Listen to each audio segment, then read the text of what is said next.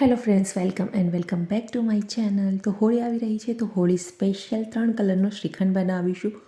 તો વિડીયોને સ્કીપ કર્યા વગર જોજો અને ચેનલને સબસ્ક્રાઈબ નથી કરી તો સબસ્ક્રાઈબ કરી અને બાજુમાં રહેલા બેલ આઇકન પર ક્લિક કરી દો, જેનાથી તમને નોટિફિકેશન મળતી રહે. તો મેં અહીંયા ઘરનું બનાવેલું દહીં લીધેલું છે. તો જ્યારે પણ તમે શ્રીખંડ બનાવો ત્યારે આ રીતનું તમારે ઘરનું એકદમ મોળું હોય એવું જ દહીં લેવાનું છે. જો તમારું દહીં થોડું પણ ખાટું હશે તો શ્રીખંડ છે એ સારું નહીં બને. એટલા માટે એકદમ મોળા દહીંનો આપણે ઉપયોગ કરીશું. ત્યારબાદ મેં આ રીતની એક જારી લઈ લીધેલી છે અને મસલિન ક્લોથ લઈ લઈશું અને એમની અંદર આપણે દહીંને એડ કરી દેવાનું છે. તો દહીંની અંદરથી પહેલાં તો આપણે બધું જ પાણી છે એ નિતારી લઈશું. તો અહીંયા મેં કપડાની અંદર દહીંને ટ્રાન્સફર કરી લીધું છે. ત્યારબાદ આપણે ચારે ખૂણા ભેગા કરી અને દહીંની એક પોટલી બનાવી લેવાની છે અને ત્યારબાદ ઉપર થોડો વજન મૂકી દેવાનો છે, જેનાથી આપણું દહીં છે એમની અંદરનું પાણી એ ઝડપથી નીકળી જાય. તો લગભગ મેં 2 કલાક માટે આ રીતે દહીંને ઉપર વજન રાખી અને રાખી મૂકેલું હતું. તો જ્યારે પણ તમે આ રીતે દહીંની ઉપર વજન રાખી અને એમની અંદરથી પાણી કાઢવા માટે રાખો ત્યારે દહીંને ફ્રીઝમાં રાખવાનું છે. જો વધારે ગરમી હોય તો તમારે ફ્રીજમાં જ રાખવાનું છે. બહાર હશે તો દહીં ખાટું થઈ જશે. તો અહીંયા મેં 2 કલાક માટે દહીંને આ રીતે પાણી નીતરવા માટે રાખ્યું હતું. 2 કલાકની અંદર દહીંમાંથી એકદમ સરસ રીતે પાણી નીતરી અને આપણું હંકળ તૈયાર થઈ ગયું છે. તો આપણા હંકળને એક વાસણમાં ટ્રાન્સફર કરી લઈશું. તો અહીંયા મેં 500 ml જેટલા દૂધમાંથી દહીં બનાવેલું હતું અને એમાંથી શ્રીખંડ બનાવીએ છીએ. તો તમે જે પ્રમાણે શ્રીખંડ બનાવવા માંગતા હોય એ પ્રમાણે તમે દહીં અહીંયા લઈ શકો છો. ત્યારબાદ 3 ચમચી જેટલી ખાંડ એડ કરી દઈશું અને અડધી નાની ચમચી ઇલાયચી પાવડર.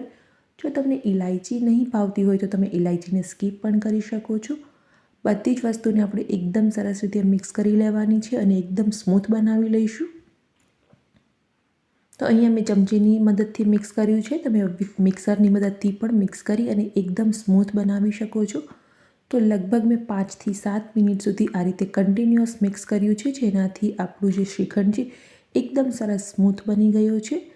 હવે આપણે એમને 2 અલગ અલગ વાસણમાં ટ્રાન્સફર કરી લેવાના છે.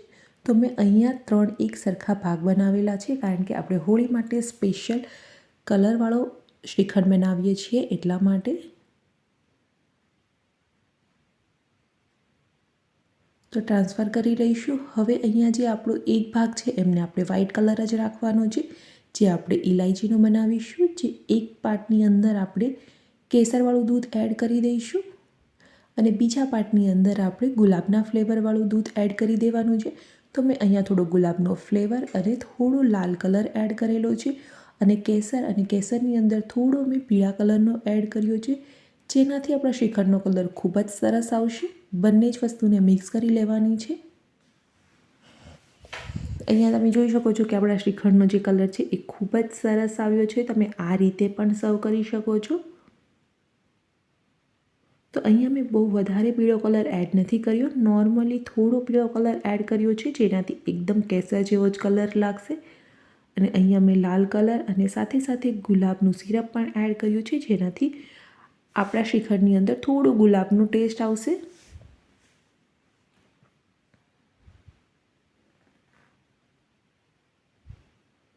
તો આપણું શ્રીખંડ છે એ બનીને પરફેક્ટ તૈયાર થઈ ગઈ છે. હવે એમને પ્લેટ કરી લઈએ. તો પ્લેટિંગ કરવા માટે મેં અહીંયા એક ડીશ લઈ લીધેલી છે. એમની અંદર આપણે સૌથી પહેલાં ગુલાબ ફ્લેવરનો શ્રીખંડ લઈ લઈશું.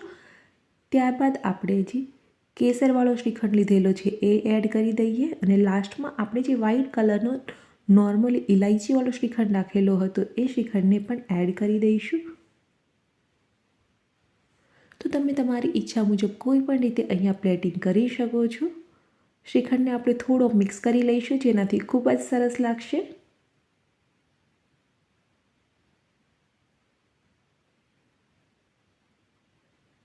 ત્યારબાદ અહીંયા મેં થોડું ઉપર કેસરનું જે દૂધ છે એ એડ કર્યું છે, જેનાથી કેસરના થોડા તાતણા આવશે તો એમનું ખૂબ જ સરસ ટેસ્ટ આવશે. અને ત્યારબાદ તમે તમારી મનપસંદના ડ્રાયફ્રૂટ્સ અહીંયા એડ કરી અને સર્વ કરી શકો છો. તો મેં અહીંયા ડ્રાયફ્રૂટ્સની અંદર કાજુ, બદામ અને પિસ્તા લીધેલા છે.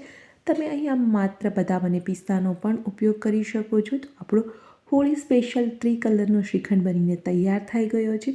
તમને રેસીપી કેવી લાગી કમેન્ટ કરીને જરૂરથી બતાવજો અને જો રેસીપી પસંદ આવી હોય તો ચેનલને સબસ્ક્રાઈબ કરવાનું ભૂલતા નહીં અને બાજુમાં રહેલા બેલ આઇકન પર ક્લિક કરી દો જેનાથી તમને ડેઇલી નોટિફિકેશન મળતી રહે।